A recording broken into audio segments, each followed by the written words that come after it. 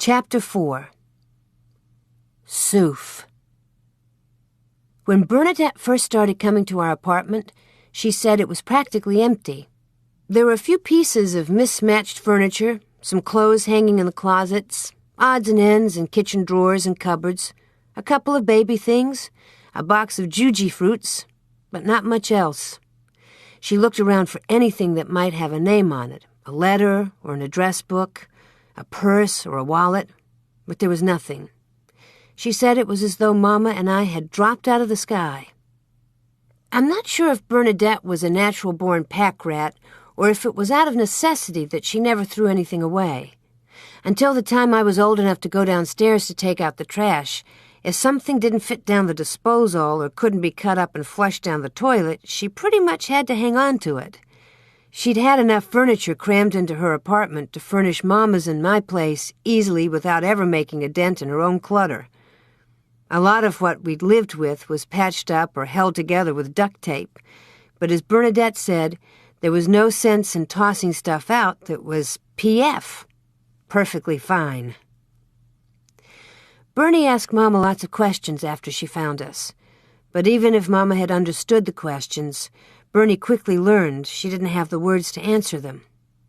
The only information Bernadette could manage to get out of Mama was our names, Heidi and So Be It. That's what Mama told Bernie her name was. So Be It. Bernadette couldn't believe that was right, so she asked her again and again, but the answer was always the same. So be it.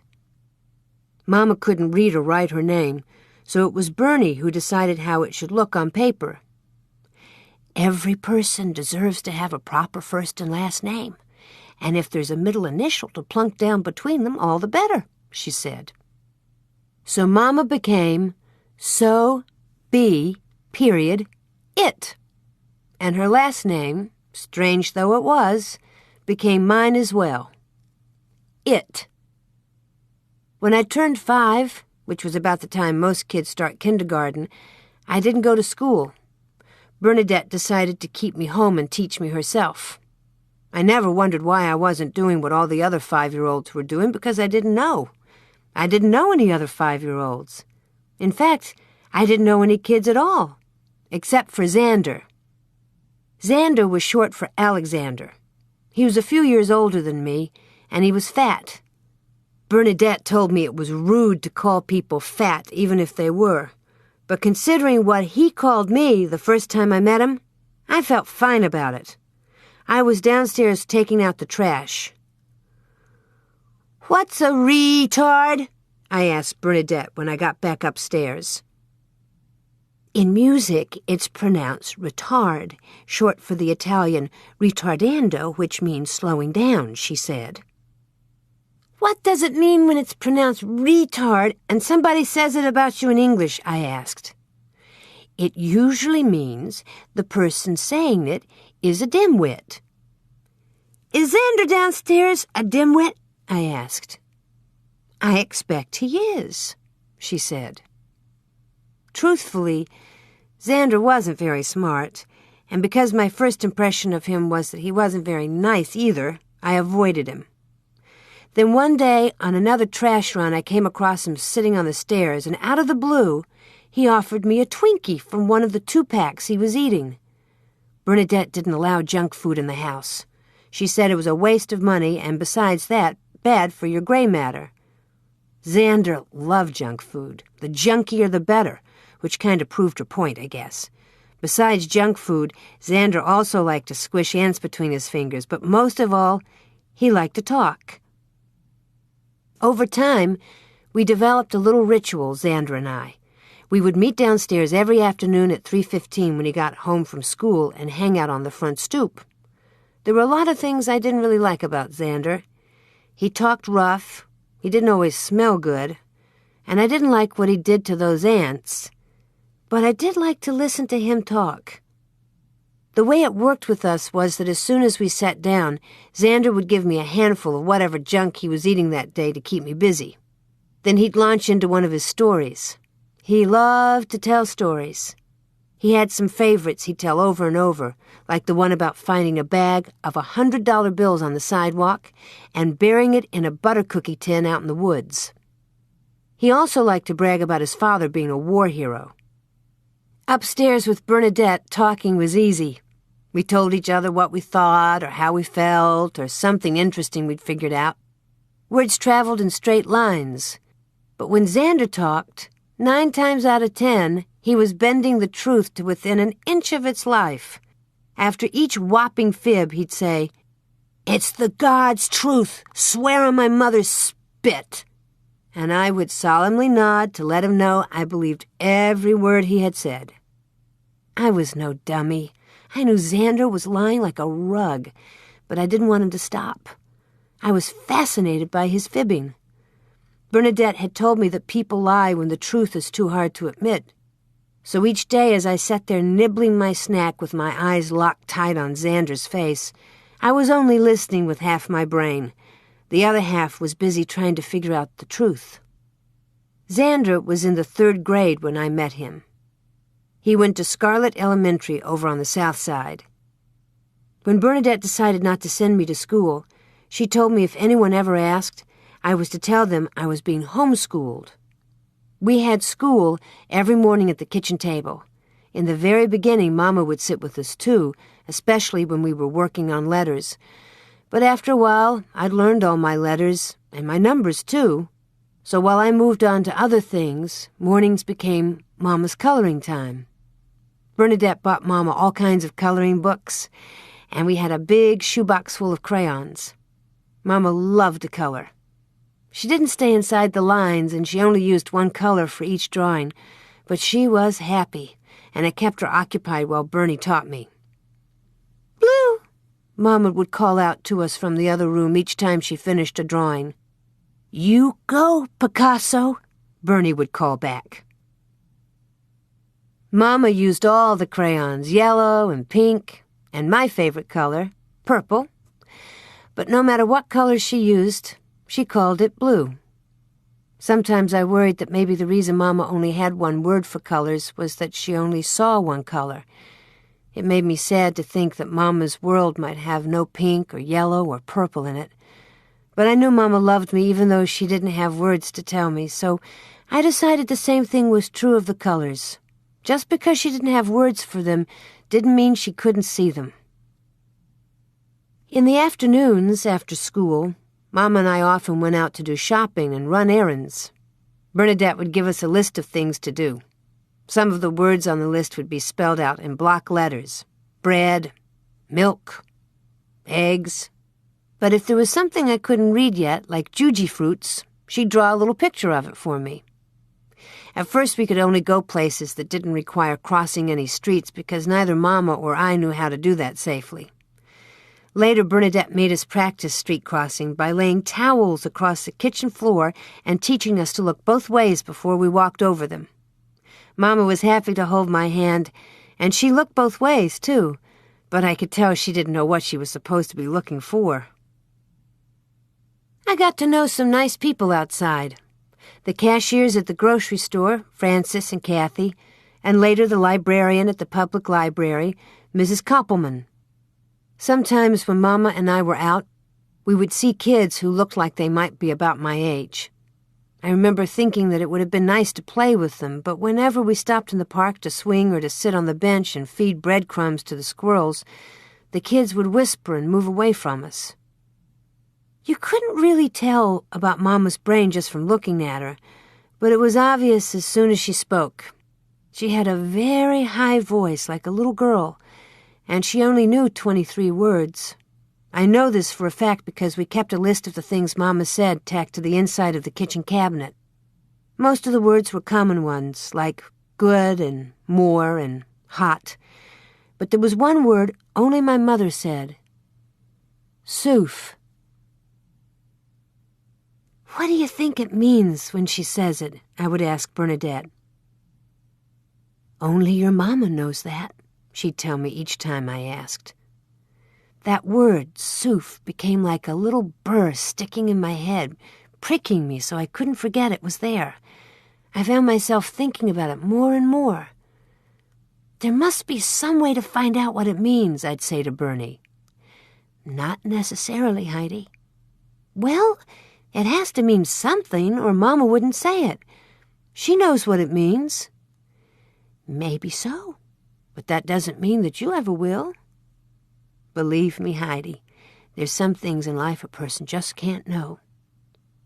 The thing is, I didn't believe her, and a lot was going to have to happen before I would.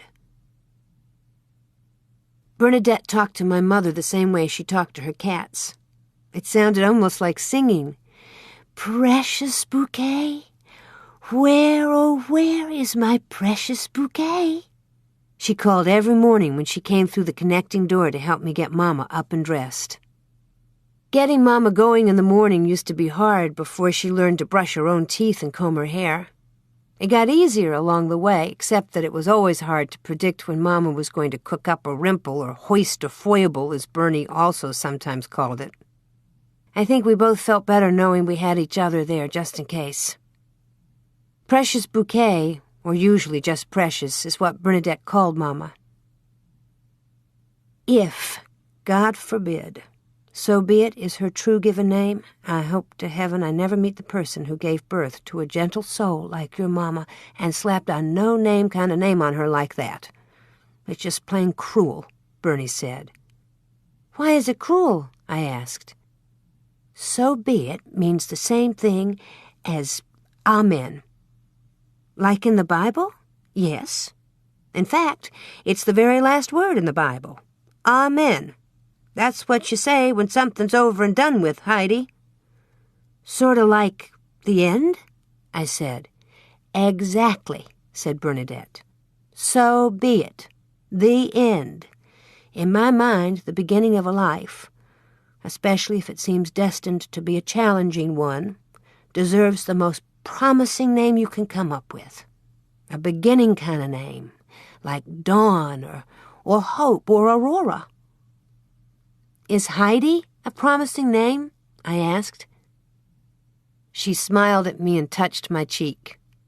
Filled to the brim with promise, she said. At any rate, I imagine it was your mother's mother who had the sad notion to give your Mama her name, and I'll tell you something. If I ever meet up with your Grammy, I'm going to give her such a piece of my mind. I know it's strange, but until Bernadette mentioned my Grammy like that, I hadn't thought to wonder if I had one. Bernie had always said it was as if Mama and I had dropped from the sky, and up until then, I guess I just figured that we had. Has Mama got a mother? I asked. Everybody's got a mother, she answered. Where is she then? That's another question entirely, she said. What's the answer? I asked. Bernadette laughed. I'm not going to tell you there isn't one, because I know you well enough by now to know that'll get your panties in a twist, Heidi-ho. People don't just disappear off the face of the earth without somebody noticing, do they? I asked. Not usually. No, Bernadette said softly. Bernadette was a big list maker, and once she had me reading and writing on my own, she got me into the habit of list making too. Mostly hers was shopping and to-do lists. Some of mine were like that too, ways of keeping track of things, like Mama's vocabulary list on the cupboard door. But I made other kinds of lists too. One of the very first ones I remember was called Things I Know About Mama. Name, So Be It. Obviously, I wasn't much of a list maker back when I did that, because I certainly knew a lot more about my mother than just her name. I could have put down that she stood 5 feet tall on the dot in bare feet, and she had the same pale blue eyes I do, only wider set. And I could have said she was beautiful, and her hair was bone straight, not curly like mine, and parted in the middle so that it hung down like curtains on either side of her face. I knew other things, too, like she hated to wear socks. Rainy days made her anxious, and she'd do almost anything you'd ask her to do if you promised her a juji fruit after, as long as it wasn't a green one. I could have put all of that down, and more besides, but as I said, I wasn't much of a list maker back then. I kept my lists in a red spiral notebook with dividers, and sometimes I wish I still had it to remind me of who I was before. After Bernadette brought up that business about my Grammy giving Mama an unpromising name, I started thinking about some things I hadn't thought about before.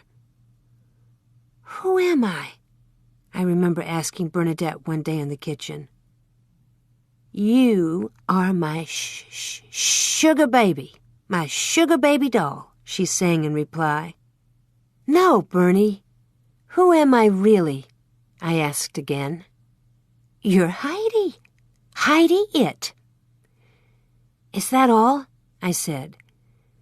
That's plenty in my book. What more do you need to be than who you are right now? Shouldn't a person know their history? I asked. What is it that you want to know? Bernie said. Lots of things. Such as? She said. Where was I born? And who named me Heidi? I asked. Maybe you were named after the book, or maybe the movie. Shirley Temple was in that. Oh, how I loved her movies. But who saw the movie? Mama? My Grammy? Oh, what difference does it make? Bernie said. A person isn't supposed to have to guess who they are. They're supposed to know, I said. You know who you are, Heidi, and you have a history, too. Not from the beginning, I said, only from when Mama and I met you. Well, what happened before that doesn't matter, baby. It's just something to be grateful for, because if it hadn't happened, you and I wouldn't be standing here right now having this conversation. A person has a right to know from the beginning, I insisted. I suppose a person has a right to want to know, she said. It wasn't too long after that I decided to make a new list. Instead of things I knew about Mama, it would be a list of all the things I didn't know about her. There were so many. I had a feeling as I opened my notebook this would turn out to be the longest list I'd ever made. I pictured it being so long that it would stretch to the moon and back again. I began in the usual way by writing the heading on the top. Things I don't know about Mama. Then I wrote the first thing that came to mind. What is Soof? And here's the funny thing. Once I wrote that, I couldn't go any further. I stared at the page for a long time, but all the other questions I'd thought of seemed small and unimportant compared to that one. What is Soof? The words grew louder in my head, and as I watched, the letters expanded and blurred together, spreading across the page and spilling over the edges like sweet, milky tea, until the question became so vast that I could imagine it stretching to the moon and back again all by itself.